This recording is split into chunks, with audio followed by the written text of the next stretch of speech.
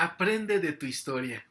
¿Qué tal? Me da muchísimo gusto saludarte en nuestro día número 151, conociendo y viviendo la palabra de Dios. Y en esta ocasión, pues bueno, quiero invitarte que durante esta semana leamos diversos versículos de la Escritura, que aprendamos acerca pues de cómo Dios obra, aún a pesar de que parece que no está haciendo nada, aún cuando parece que ha guardado silencio. ¿Y por qué es que menciono esto? Bueno, porque realmente durante el periodo intertestamentario entre lo que fue pues la historia de Nehemías y también de Malaquías en el año 432 hasta el año 5 antes de Cristo, bueno, pues no tenemos ningún relato que nos hable sobre estos años. Se le llama precisamente este periodo intertestamentario o entre los testamentos como un tiempo donde Dios guardó silencio. La verdad es que, bueno, de antemano quiero decirte que aun cuando parezca que Dios está guardando silencio, él está hablando de una manera maravillosa y está obrando poderosamente, pues para preparar el camino de lo que viene y de lo que el Señor también pues quiere para toda la humanidad. La verdad es que es muy apasionante el poder analizar nuestra historia, la historia del pueblo de Dios. Y esta semana quisiera que pudiéramos contestar a la pregunta, ¿qué hacer cuando parece que Dios guarda silencio? Y bueno, quisiera que nos remontáramos un poco acerca de la historia del pueblo de Dios. Vemos ahí en Génesis, pues cómo empieza esta historia de los patriarcas, cómo el Señor en su grande amor siempre buscó tener una relación con el ser humano desde Adán y Eva. Sin embargo, bueno, pues hay situaciones que vamos viendo ahí en el Pentateuco, con estos 5 libros de la ley, cómo el ser humano tiende a apartarse de Dios. Aun cuando el Señor muestra su amor, su cuidado, su protección, pues el ser humano tiende a buscar en otros dioses, se aparta de sus caminos, pero el Señor sigue siendo fiel a su promesa y Él sigue cuidando a su pueblo, lo va guardando aún en ese tiempo del desierto, pues después de la esclavitud que tuvieron allí en Egipto, y los va guiando siempre para tener una comunión pues personal entre Dios y su pueblo. La verdad es que todo el Antiguo Testamento siempre vamos a ver a Dios así. Y es algo que nosotros también debemos observar en nuestra propia vida. Aquí es donde yo quisiera que fuéramos haciendo el paralelo. Me gusta ver cómo el pueblo se va comportando de una manera. A veces yo recuerdo cuando estudiaba esta porción de la escritura donde el pueblo era rebelde, como que yo decía, ay, qué pueblo, ¿cómo es posible que si Él les manifestó tantas cosas tan hermosas, cómo es posible que no crean en Él, que no lo pongan en el primer lugar de sus vidas? Y la verdad es que después me puse a analizar y me di cuenta, pues yo soy igual. La verdad es que yo así soy, igual que el pueblo, igual de rebelde, y Él me ha mostrado tantas cosas, pero yo insisto en hacer mi vida como mejor me parece, y bueno, caigo exactamente en lo mismo que critiqué del pueblo de Dios, yo mismo lo soy. Por eso es que quiero que aprendamos también de nuestra propia historia y de la historia del pueblo de Dios.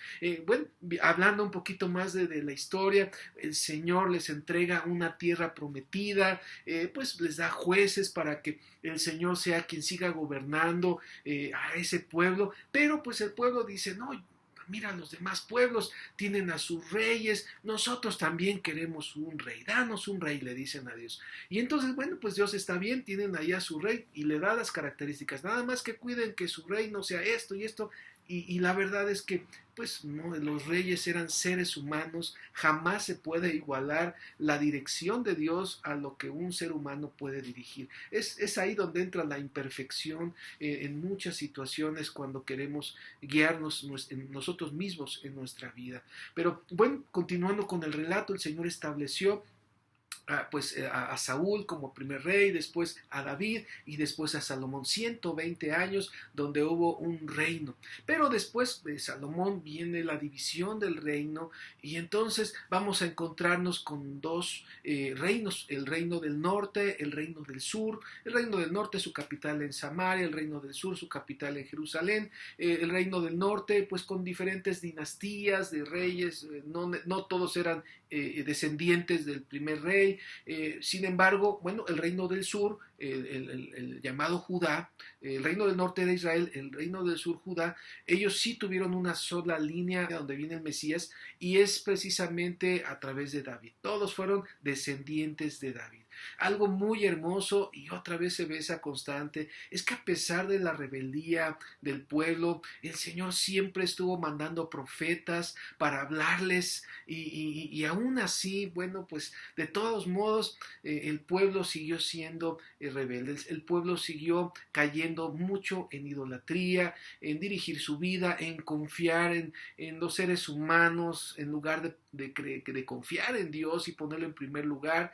Y eso pues también nos pasa mucho a nosotros. ¿Cuántas veces no pues caemos en nuestra propia, pues en nuestras decisiones? Las circunstancias que tenemos nos llevan a veces a tomar decisiones que nos acarrean peores problemas, todo por confiar en otros, todo por hacer las cosas a nuestro modo y no conforme al mensaje que Dios nos está dando. Seguramente tú puedes recordar en este momento varios mensajes que Dios ha dado a tu vida, en diferentes momentos, en momentos en los que tal vez estabas cerca de Dios y bueno, deseoso o deseosa de seguir sus pasos, pero otras veces también estuvimos rebeldes y ahí también el Señor nos mandaba mensajes, algunos más fuertes, más severos, pidiéndonos y llamándonos para volver de nuestra rebeldía, pero aún así, bueno, pues seguimos y caemos en nuestras propias consecuencias. Es lo que le pasó al pueblo. Tuvieron que ser exiliados, pues conquistados por otras naciones y eso pues los llevó a ser llevados a Babilonia, ya el reino de Judá, porque ya anteriormente el reino de Israel pues ya habían sido también pues conquistados por los asirios. Pero bueno, ya en Babilonia, el Señor también, aún en ese tiempo de alejamiento, en ese tiempo en donde estaban fuera de casa, el Señor aún ahí les habló a través de profetas, como Daniel, como Ezequiel, y la verdad es que, bueno, eso me recuerda cuántas veces no hemos estado fuera de casa. Y aún así, el Señor nos habla en su misericordia, en su amor, en su cariño y bueno, pues nos permite y nos restaura otra vez a nuestra comunión con Él. Pero bueno, aún así seguimos batallando con ese corazón duro, con ese corazón rebelde y aún así el Señor nos restaura. Y el Señor pues nos vuelve así como al pueblo de Dios, le permitió tener otra vez su templo construido, sus muros a través de Zorobabel, de Esdras, de Nehemías, y bueno, pues qué hermoso que el Señor les restaura del exilio, y gracias a Dios porque el Señor siempre va a atender a eso, a restaurar nuestro corazón.